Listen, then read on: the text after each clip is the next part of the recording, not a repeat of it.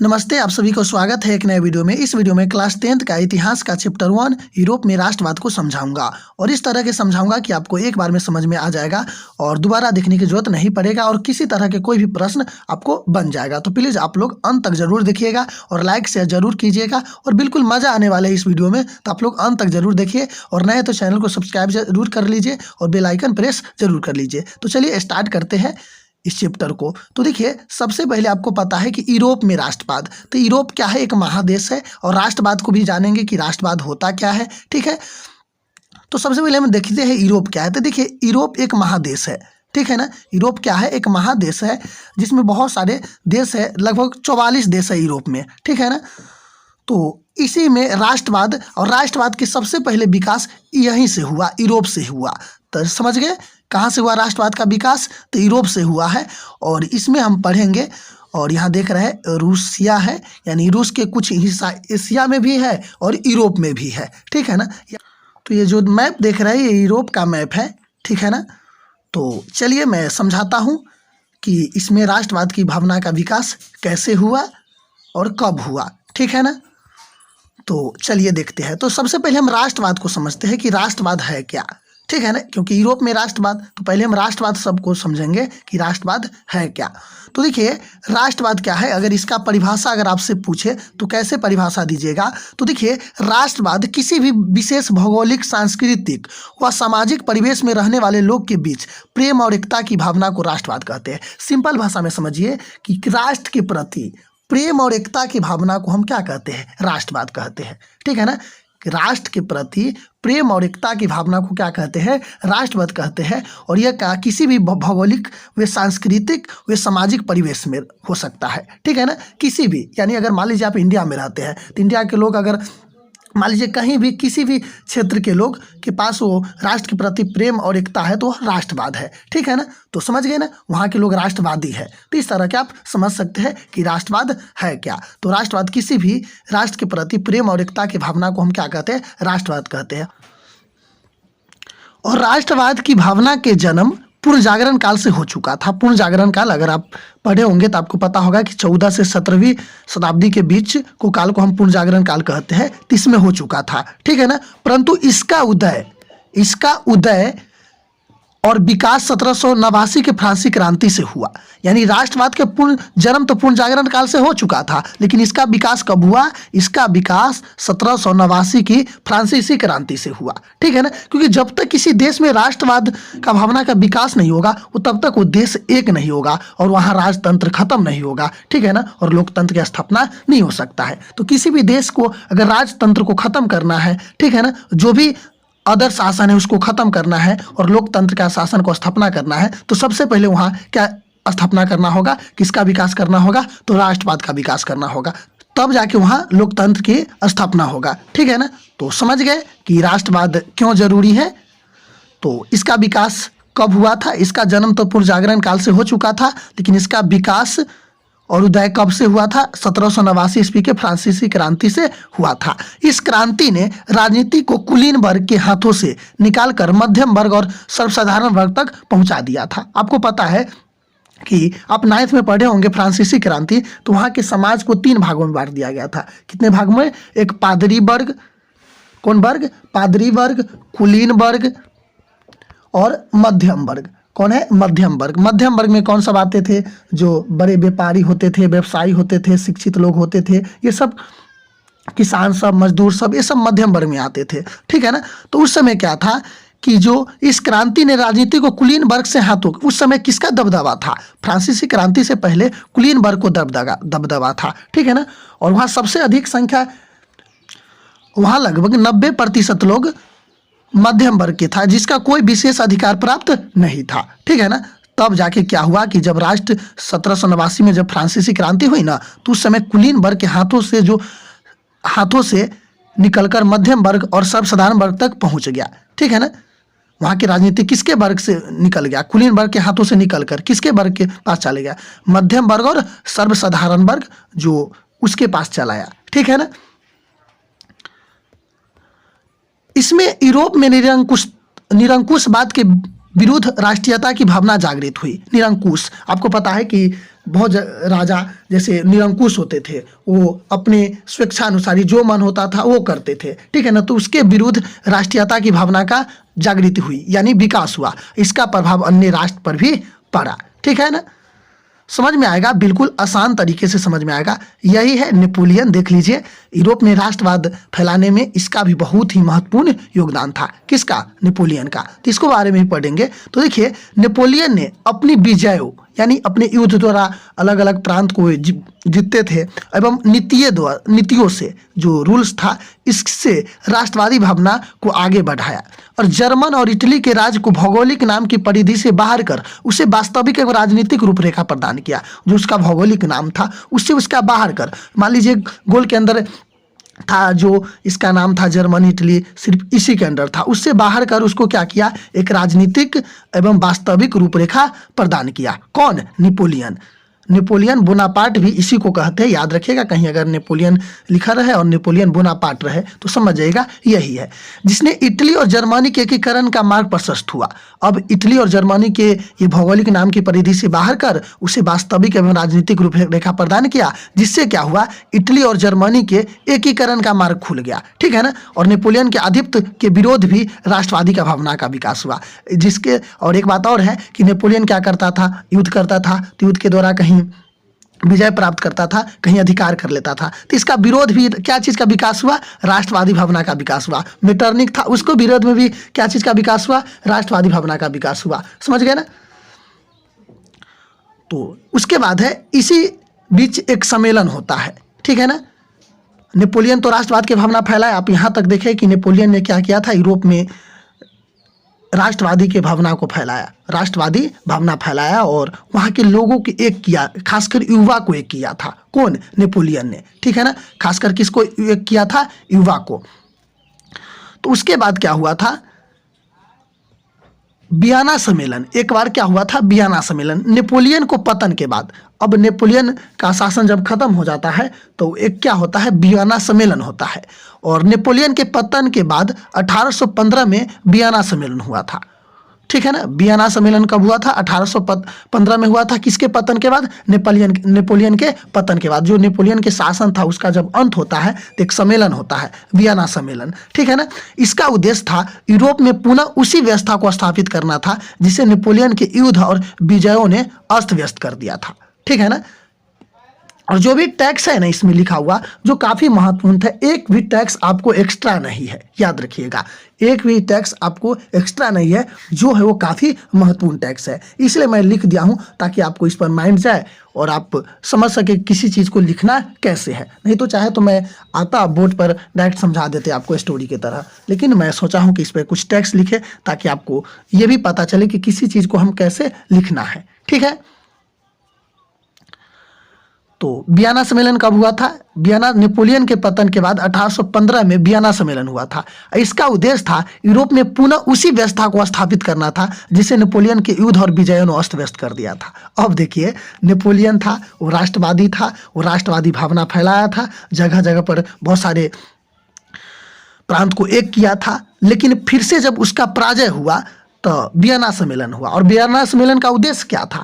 कि फिर से पुरातन व्यवस्था को स्थापना करना, यानी जो नेपोलियन से पहले जो व्यवस्था था ना उसको फिर से स्थापना करना और फिर से यानी राजतंत्र को स्थापना करना। सिंपल भाषा में समझ जाइए, जो लोगों के गणतंत्र था उसको खत्म कर फिर से राजतंत्र को स्थापना करना, ताकि फिर से लोगों का शोषण हो सके, ठीक है ना। यानी तो समझ गए ना वियना सम्मेलन क्या था और इसका उद्देश्य क्या था? तो यूरोप में पुनः उसी व्यवस्था को स्थापित करना था जिसे नेपोलियन के युद्ध और विजयों ने क्या कर दिया था? अस्त व्यस्त कर दिया था। यानी जो नेपोलियन थे वो युद्ध के द्वारा, अपने विजयों के द्वारा जो वहाँ की व्यवस्था को अस्त व्यस्त कर दिया था, यानी राजतंत्र को खत्म कर राष्ट्रवादी भावना को फैला दिया था, एक कर दिया था वहाँ लोगों को, उसको फिर से पुरातन लाना, उस व्यवस्था को खत्म करना। और इस सम्मेलन की मेजबानी ऑस्ट्रिया की चांसलर मेटरनिक ने कर रहा था, ठीक है ना। इस जो सम्मेलन था उसका मेजबानी ऑस्ट्रिया है, ऑस्ट्रेलिया नहीं है, ऑस्ट्रिया, याद रखिएगा। ऑस्ट्रिया होता है, एक ऑस्ट्रिया अलग है। तो ये क्या है? ये है ऑस्ट्रिया टाइपिंग में थोड़ा मिस्टेक हो जाता है, याद रखिएगा ऑस्ट्रिया। तो ऑस्ट्रिया के चांसलर कौन कर रहा था? मेटरनिक कर रहा था। और मेटरनिक आपको ये समर्थक नहीं करता था, ये गणतंत्र की समर्थक नहीं करता था, ये लोकतंत्र की समर्थक नहीं था, ये राष्ट्रवादी भावना फैलाना नहीं चाहता था, ये उसका विरोध था। कौन? मेटरनिक। यानी ये अच्छा व्यक्ति नहीं था, ठीक है ना। ये लोगों को गुलाम ही पसंद था, लोगों को अपने शासन के अधीन इसको रखना चाहता था, जैसे मन वैसे नचाना चाहता था। कौन? मेटरनिक, ठीक है। तो आप समझ गए कि वियना सम्मेलन कब हुआ था? 1815 में हुआ था। ये कहाँ हुआ था? ऑस्ट्रिया में हुआ था, ऑस्ट्रेलिया नहीं, ऑस्ट्रिया में हुआ था। इसका मेजबानी कौन कर रहा था? तो ऑस्ट्रिया कर रहा था। और ऑस्ट्रेलिया के चांसलर कौन था? मेटरनिक इसका मेजबानी कर रहा था, जो घोर प्रतिक्रियावादी था। प्रतिक्रियावादी का अर्थ होता है कि जो भी देश के हित में काम होने वाला है उसको विरोध करना, जो भी अच्छा काम है उसको क्या करना? विरोध करना, राष्ट्रवाद को विरोध करना, ठीक है ना, इसका काम था। इसीलिए इसको प्रतिक्रियावादी कहा जाता है। तो समझ गए ना वियना सम्मेलन कब हुआ था? 1815 में हुआ था। और इसका उद्देश्य था पूरा यूरोप में पुनः उसी व्यवस्था को स्थापना करना जो नेपोलियन के युद्ध और विजयों ने अस्त व्यस्त कर दिया था। इस सम्मेलन की मेजबानी ऑस्ट्रिया की चांसलर कौन कर रहे थे? मेटरनिक ने किया, जो घोर प्रतिक्रियावादी था, ठीक है। तो चलिए आगे देखते हैं। यही मेटरनिक जो पूरे यूरोप को तहस नहस करने की कोशिश करता था, और खासकर इटली और जर्मनी में तो ये इसको लिए सबसे बड़ी बाधा था एकीकरण के लिए। कौन? मेटरनिक, ठीक है ना। सबसे बड़ी बाधा ये मेटरनिक था, और इटली और जर्मनी को ये परेशान करके रख दिया था। ऐसे पूरे यूरोप के ही परेशान करा था, लेकिन खासकर इटली और जर्मनी को ज़्यादा परेशान करके रख चुका था, ठीक है ना। कौन? मेटरनिक। और इस सम्मेलन में ब्रिटेन, रूस और प्रासा और ऑस्ट्रेलिया शामिल था। याद रखिएगा वियना सम्मेलन में आपसे पूछ देगा कि कौन कौन राष्ट्र शामिल था। तो ब्रिटेन यानी इंग्लैंड शामिल था, रूस, प्रासा और ऑस्ट्रेलिया शामिल था। ऑस्ट्रेलिया टाइपिंग हो गया ऑस्ट्रेलिया, याद रखिएगा। ये ऑस्ट्रेलिया ल आ जाएगा तो समझ जाएगा, ली आया तो नहीं है। ऑस्ट्रेलिया, ऑस्ट्रेलिया ये शामिल था, ठीक है ना। ठीक, ब्रिटेन, रूस, प्रासा और ऑस्ट्रिया शामिल था। वियना सम्मेलन के माध्यम से यूरोप में नेपोलियन युग का अंत हुआ और मेटरनिक युग का शुरुआत हुआ। समझ गए ना। यानी इस सम्मेलन के बाद क्या हुआ? नेपोलियन का युग खत्म हो जाता है और किस युग का शुरुआत होता है? आपको मेटरनिक युग की क्या होती है? शुरुआत होती है, ठीक है ना। याद रखिएगा मेटरनिक युग की शुरुआत कब होती है? तो 1815 में, ठीक है ना। समझ गए? तो समझ गए होंगे वियना सम्मेलन के बारे में। इस तरह के कोई भी क्वेश्चन है बना सकते हैं, समझिए। बिल्कुल आपको दोबारा देखने की जरूरत नहीं होगा। किसी तरह की कोई समस्या होगी तो आप कमेंट कर में पूछ सकते हैं, ठीक है ना। इटली है। अब इटली थोड़ा पढ़ लेते हैं कि इटली में क्या था। इटली पर अपना प्रभाव स्थापित रखने के लिए मेटरनिक ने उसे कई राज्य में विभाजित कर दिया। अब मेटरनिक युग आ जाता है। किसका युग आ जाता है? मेटरनिक। अब ये तो सबतर भंग करेगा, आपको पता है। यानी जो भी राष्ट्रवादी भावना था, जो भी एकीकरण हुआ था, सबको ये भंग करेगा। जो नेपोलियन ने कर दिया था उस सबको क्या करेगा? भंग करेगा और फिर से पुरातन व्यवस्था स्थापित करेगा। इसलिए सबसे पहले इसने क्या किया? इटली पर अपना प्रभाव स्थापित किया। कहाँ किया? इटली पर। इसके लिए उसे कई राज्य में विभाजित कर दिया, यानी कई राज्यों में इसको क्या कर दिया? बांट दिया। कौन? मेटरनिक बांट दिया, ठीक है ना। किसको? इटली को। तो इसको समझ लीजिए। बांटने के बाद सिसिली और नेपल्स प्रदेश, यानी जो ये दो जगह थे, ये दो प्रांत है, वो बुर्बो वंश के सम्राट फर्डिनेंट के दे दिया। फर्डिनेंट, ठीक है ना। याद रखिएगा, आपसे पूछेगा कि सिसिली और नेपल्स किसके अधीन था? तो सम्राट यानी राजा फर्डिनेंट के अधीन था। फर्डिनेंट किस वंश के था? तो बुर्बो वंश के था। और रोम और उसके आसपास के क्षेत्र, रोम और उसके आसपास के क्षेत्र पोप के दे दिया। ये किसके अधीन था? पोप के अधीन था, ठीक है। और लोम्बार्डी एवं वेनेशिया, लोम्बार्डी और वेनेशिया, इस पर खुद ऑस्ट्रिया का प्रभाव था। यानी इस पर किसका दबदबा था? तो मेटरनिक। क्योंकि मेटरनिक कहाँ के था? तो ऑस्ट्रिया के था। याद रखिएगा, ऑस्ट्रिया के चांसलर था मेटरनिक, ठीक। याद रखिएगा, आपसे ये भी पूछे कि मेटरनिक कहाँ के था? तो मेटरनिक ऑस्ट्रिया के था। और क्या था? तो मेटरनिक ऑस्ट्रिया का चांसलर था, ठीक है ना। तो लोम्बार्डी और वेनेशिया पर किसका अधिकार था? ऑस्ट्रिया का प्रभाव था, ठीक है। उसके बाद परमा, मोडेना और टस्कनी, इस पर हैब्सबर्ग का राजवंश को दे दिया गया। किस वर्ग? भारत में भी राजवंश देखे होंगे, मुगल वंश, लोधी वंश, इस तरह से। तो वहाँ किस वंश को दे दिया? हैब्सबर्ग को, ठीक है ना। परमा, मोडेना और टस्कनी किस वर्ग के राजवंश को दे दिया? हैब्स राजवंश को दे दिया। एक एक पॉइंट बहुत ही महत्वपूर्ण है, ठीक है ना। जिनेवा और सिडनिया, ये है जिनेवा और सिडनिया है, सार्डिनिया, ये मिला दिया, पिडमाउंट में शामिल कर दिया, ठीक है ना। जिनेवा और सिडनिया को किस में शामिल कर दिया? पिडमाउंट में शामिल कर दिया। तो इतना बात आप माइंड में सेट कर लीजिएगा कि क्या हुआ था। सिसिली और नेपल्स के प्रदेश बुर्बो वंश के, रोम और उसके आसपास के, लोम्बार्डी व वेनेसिया ऑस्ट्रिया का, परमा, मोडेना ये हैब्सबर्ग का, और जिनेवा और सिडनिया किस में मिला दिया? पिडमाउंट में मिला दिया। समझ गए होंगे। इटली के बारे में समझ गए। तो मेटरनिक ने क्या किया था? इटली को विभाजित कर दिया था, उसको विभिन्न प्रांत में बांट दिया था। सिसिली और नेपल्स बुर्बो वंश के सम्राट फर्डिनेंड को दे दिया था। रोम और उसके आसपास के क्षेत्र पोप के अधीन कर दिया था। लोम्बार्डी व वेनेसिया ऑस्ट्रिया के पर प्रभाव था, इस पर खुद ऑस्ट्रिया का अपना प्रभाव जमाया था। और परमा और मोडेना और टस्किट हैब्सबर्ग राजवंश के अधीन था। और जिनेवा और सार्डिनिया पिडमाउंट में शामिल कर दिया, ठीक है ना, यानी मिला दिया, ठीक है। तो अब समझ गए इटली के बारे में। अब थोड़ा जर्मनी के बारे में पढ़ लेते हैं। जर्मनी में क्या हुआ, उसके बाद इटली में तो अपना प्रभाव जमा लिया, उसके बाद देखिए मेटरनिक का जर्मनी पर क्या हुआ। तो देखिए जो जर्मनी में 39 रियासत का संघ कायम रहा, यानी इसका जो विभाजित है नहीं हो पाया, ठीक है ना। इसका 39 जो रियासत था वहाँ, जो अभी राज्य होता है मान लीजिए उस तरह से, वहाँ रियासत था वो कायम रखा, पर अप्रत्यक्ष रूप से ऑस्ट्रिया का अधिकार था। उसी 39 रियासतों पर अप्रत्यक्ष, प्रत्यक्ष मतलब होता है दिखावटी, अप्रत्यक्ष बिना दिखाए हुआ, तो अप्रत्यक्ष रूप से किसका उस पर प्रभाव था? तो ऑस्ट्रिया का अधिकार था। याद रखिएगा जर्मनी में कितना रियासतों थे? 39, जो उसका विभाजित नहीं किया मेटरनिक, लेकिन अप्रत्यक्ष रूप से उसका उस पर किसका अधिकार था? तो उसका ऑस्ट्रिया का अधिकार था। और ऑस्ट्रिया के चांसलर कौन था? मेटरनिक, यानी उस पर मेटरनिक का अधिकार था। समझ गया ना। जो किसी को पता नहीं था कि ये दिखावा के लिए नहीं था, अप्रत्यक्ष रूप से था, यानी बिना दिखलाए इसका, इसी पर ऑस्ट्रिया किस पर नियंत्रण था करता था? जर्मनी पर, ठीक है, अप्रत्यक्ष रूप से, याद रखिएगा।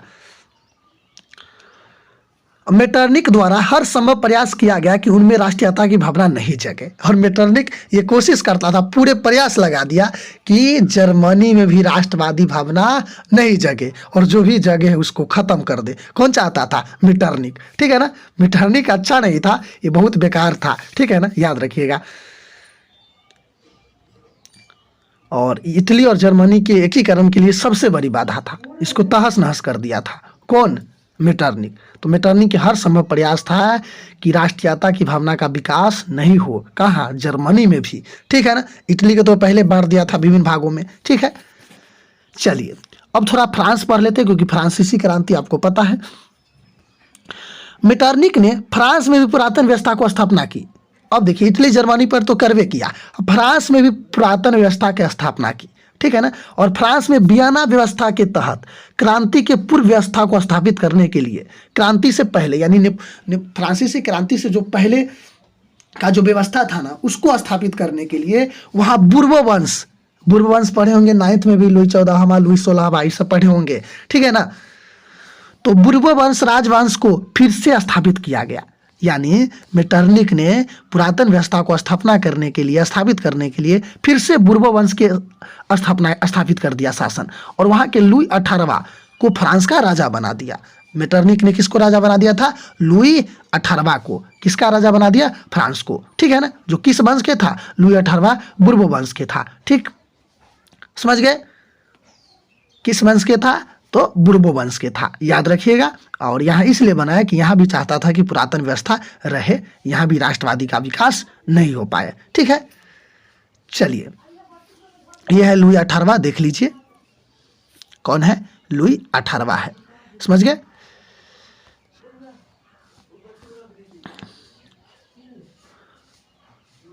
तो देखिए लुई 18वां के बारे में हम पढ़ लेते हैं। उसने फ्रांस को बदले हुई परिस्थिति को समझा। लुई 18 ने फ्रांस के जो बदली हुई परिस्थिति था ना, जो बदल गया था, राष्ट्रवादी का विकास भी हुआ था क्योंकि वहाँ क्रांति हुई थी 1789 में, तो उसको समझा और फ्रांसीसी जनता पर पुरातन व्यवस्था को थोपने का प्रयास नहीं किया। मेटरनिक तो इसको सोचा था कि ये पुरातन व्यवस्था को स्थापना करेगा, लेकिन ये कोशिश किया कि फ्रांस में जो पुरातन व्यवस्था है उसको नहीं थोपा जाए। किस पर? जनता पर। तो उसने प्रतिक्रियावादी यानी जो सुधार नहीं चाहता था उसका, जैसे मेटरनिक, और सुधारवादी यानी जो देश में सुधार चाहता था, जो राष्ट्रवादी भावना का विकास चाहता था, जैसे नेपोलियन, उस शक्तियों को मध्य सामंजस्य स्थापित करने का प्रयास किया। यानी सोचा कि दोनों को बीच में हम सामंजस्य स्थापित करें, ये दोनों को कैसे मिलाए, ठीक है ना। ये दोनों को खुश करने की कोशिश किया। कौन? लुई 18वां। समझ गए ना, ठीक है ना। यानी दोनों को बात सोचा कि मानते हैं, प्रतिक्रियावादी मेटरनिक का भी या सुधारवादी की, जो सुधारवादी आंदोलनकारी लोग सब है उसको भी, ठीक है ना। तो समझ गए ना, उसने क्या किया, प्रतिक्रियावादी तथा सुधारवादी शक्तियों को मध्य सामंजस्य यानी मेल, उसका विचारों को स्थापित करने का प्रयास किया, ठीक है ना। अब दोनों को, उसको भी विरोध नहीं किया, न इसको भी किया, ठीक है, याद रखिएगा। उद्देश्य से, इसी के उद्देश्य से 2 जून 1814 को सम्राट की ओर से यानी राजा लुई 18वां की ओर से एक संवैधानिक घोषणा पत्र जारी किया गया। यानी संवैधानिक घोषणा पत्र जिसका पालन वहाँ के देश के लोग करेगा, उसी के अनुसार देश में शासन होगा, इसका स्थापना किया गया, ठीक है। और यह 1848 तक फ्रांस में चलते रहा। यह घोषणा पत्र, जो संवैधानिक घोषणा पत्र है, ये कब तक चलता रहा? 1848 तक, ठीक है। और चार्ल्स दसम के शासनकाल में, जब चार्ल्स दसम वहाँ राजा बने थे, उस समय कुछ परिवर्तन किया गया, ठीक है ना। किसमें? इस घोषणा पत्र में परिवर्तन किया गया, परंतु इसका परिणाम 1830 की क्रांति के रूप में सामने गया। जिन्हें तो उसमें कुछ परिवर्तन हुआ तो क्या चीज़ का रूप ले लिया? 1830 की क्रांति का रूप ले लिया, ठीक है ना। तो इसके बाद इसमें हम क्या पढ़ेंगे? 1830 की क्रांति। समझ गए ना। आगे पढ़ेंगे तो आप लोग इसका लाइक शेयर जरूर कर दीजिएगा, और इतना ही रहने देते हैं ताकि आपको ज़्यादा, एक बार पढ़ा देंगे तो फिर आपको समझ में नहीं आएगा और बहुत सारे बात आप भूल जाइएगा। तो मुझे उम्मीद है कि इतना ही आपको समझ में आया होगा।